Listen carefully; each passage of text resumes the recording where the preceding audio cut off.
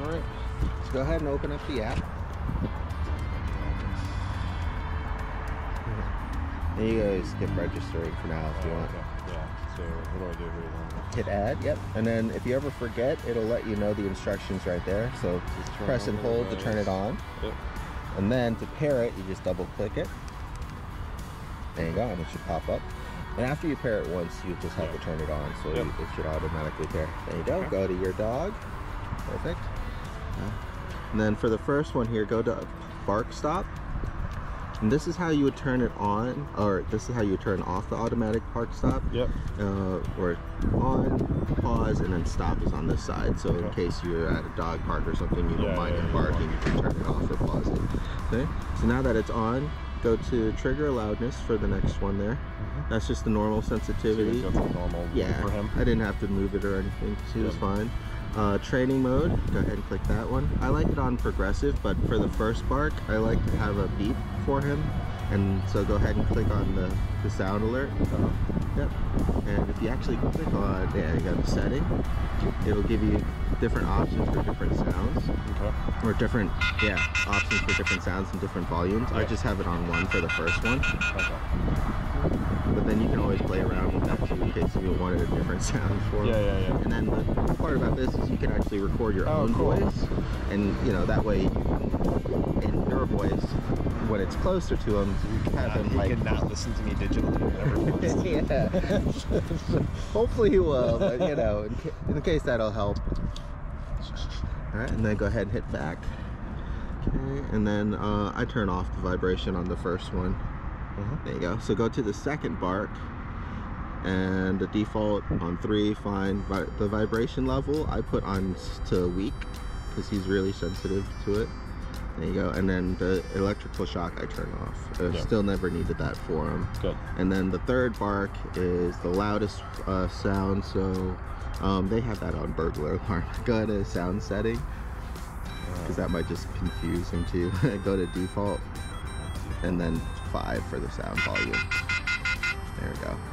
It's super loud. And then for the vibration, I go to strong. Go strong. Yeah. And then the shock should be This is for the third part. Yeah. And it gives like a certain amount of time. Is it medium or strong? For the vibration, strong. Okay. Yeah. There you go. Then hit back. There you go. So that should be the good settings there. And then the next one is your bark record. That's in case you want to leave it on and auto bark. So if he's gonna be at home, what that'll allow you to do is let you know how often he barked while you were gone. Oh, so you can find out when the squirrel arrived or something. Phone transmitter. This is if or remote transmitter. That is in your pouch. Oh, okay. Sorry. I'll show you how that one works. It should be in the zipper pocket. There you go. So this is the remote transmitter. And to turn on one of them, you just switch it up and then press the paw button.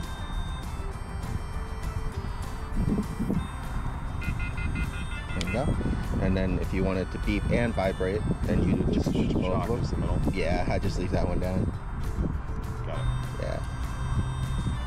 And you can actually even do both at the same time too if you wanted to.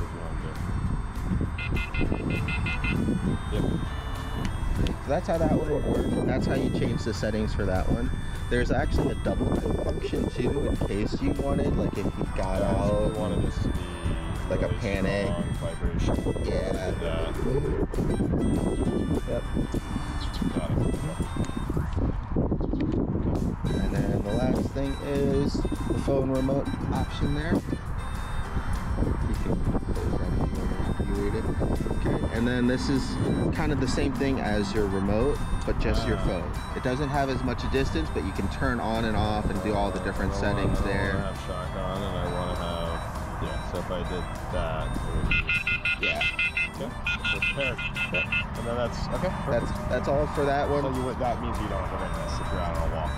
Got it. This is good because, like I said, the phone has like a Bluetooth range of like 50 feet or something. So you should generally be okay. Reception, this is better, right? Yeah. And then for the last thing for the remote, you have the settings button on the side to change it, and then up and down. Okay. For the I think it just adjusts the shock, but I'm not sure. I never usually use Okay. that because I can just use it from there. Yeah. Any questions on that one? No. Cool. No. Let's go ahead and have you put it on him, and we'll do a little bit of the recall practice with the long lead, and then I think that's pretty much it. I had got one toy for him, and then we have one other thing that we do as well to kind of help with his energy and excitement and redirection practice. Do you have time, or are you in a rush to get? I have to be back for a thing at Rita's school at 3. Okay. My daughter's school. But let's see, what time is it? I'm probably about an hour and 10 minutes away, so I probably should leave the next 10-15 minutes. Okay. Unfortunately. Yeah, that's fine. Okay, we'll just do a little bit of this then, and then I'll get the last thing real quick for you. Should I? Yeah, just go ahead and unclick this one. It's better to use this. Yeah. Okay. So I just want to make sure it's pretty foolproof, but I'm gonna make sure that you know how to do that part. All right. So go ahead and either get out the remote or your phone. Control the walk.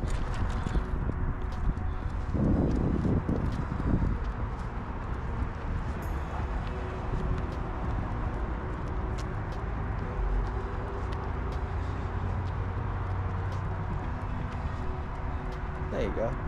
And then just try it out a couple times when it's not away. And then just make sure you have, it's a little cumbersome because I always try to make sure I have a treat ready as well. But you could always reach for it out as he's coming back too. Okay, he's peeing right now. Good boy. That way.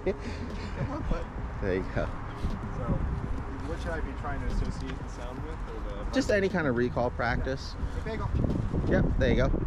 So testing normal recall with just his name, and then doing it without his name. Yeah, try it. Right, Yeah. Bagel. Come here, I'm sorry. There you go. So go ahead and get a treat ready for him too. That way he's ready. And we'll just walk a little bit and then just press it once, and he should come back on his own. So it kind of replaces his name conditioning, but it's good to kind of practice everything sometimes. So sometimes I'll say his name, sometimes I'll use the remote, you know. But he should definitely just be able to come back all on his own now. Bless you.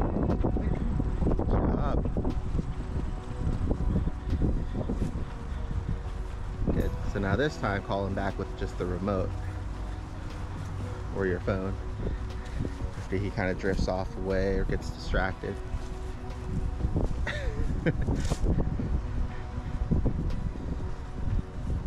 There you go. Perfect. There you go. Good job. Very good. Good boy. All right. And that's pretty much it. We'll head back to the car. I know you got to get going. I wanted to show you one more thing that I maybe practice with him with.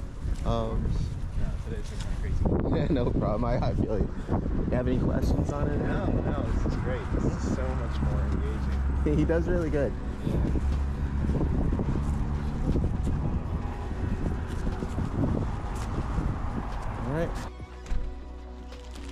All right. These came in for him as well. So just remember, it's a lot easier to redirect him into play than to try to just completely control and stop him. Yeah. So that's why I got the extra balls for you. Aw. All right, I'll see you guys. See you later. Thanks a lot. Yeah. Bye, big guy. Thank you. Bye.